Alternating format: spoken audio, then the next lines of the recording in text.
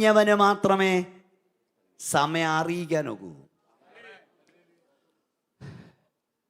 പഴയ ക്ലോക്കും വാച്ചും ഒക്കെ റിപ്പയർ ചെയ്യുന്നൊരു വാച്ച് റിപ്പയർ കടയുടെ മുമ്പിൽ എല്ലാ ദിവസവും കൃത്യസമയമാകുമ്പോൾ ഒരു മനുഷ്യൻ വന്ന് അങ്ങോട്ട് നോക്കി നിന്നിട്ട് പോകുന്ന കാണാം.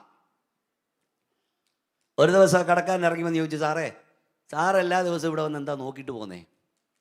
അയാൾ പറഞ്ഞു, ഞാൻ അപ്പുറത്തെ ഫാക്ടറിയിലെ വാച്ചറാണ്. ഓരോ മണിക്കൂർ ഇടപെട്ട് എനിക്ക് അവിടെ സൈറൺ ഊതണം, എൻ്റെ വാച്ച് കറക്റ്റായിരിക്കണം.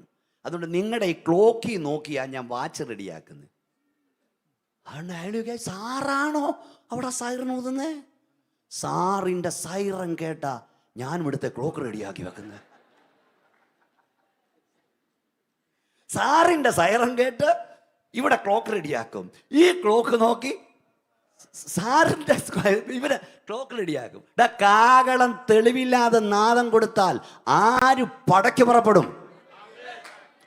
നീ അങ്ങനെ സ്വോത്രം പറയാതിരിക്കുന്നു എന്റെ പ്രശ്നമല്ല. യേശു വരാറാ എന്ന് പ്രസംഗിക്കുന്ന, കർത്താവ് വരാറാ എന്ന് പ്രസംഗിക്കുന്ന നിനക്കൊരു മാറ്റമില്ലെങ്കിൽ ആരിതിനായി ഒരുങ്ങും? ഞാൻ പറയാനുള്ള പെട്ടകം വന്ന നിനക്കൊരു മാറ്റം വേണ്ടേ? പെട്ടകമുള്ള നിനക്കൊരു മാറ്റം വേണം. കൃപയുള്ള നിനക്ക്, പ്രമാണമുള്ള നിനക്ക്, വിശുദ്ധിയുള്ള നിനക്ക് ഒരു മാറ്റം വേണം. നിന്റെ വീട്ടിലൊരു മാറ്റം വേണം. നിന്റെ വീട്ടിലെന്നും തല്ലിപ്പൊളിയും ബഹളമാണ്. ആര് പെട്ടകം അന്വേഷിച്ചു വരും? സ്വതന്ത്രം. യേശു വരാറാ എന്ന് പ്രസംഗിക്കുന്ന നിന്റെ സഭയിൽ ജനറൽ ബോഡിയും അടിയും ബഹളവുമാണെങ്കിൽ ആരിത് വിശ്വസിക്കും? കട്ടിയാണോ? ആരിത് വിശ്വസിക്കും?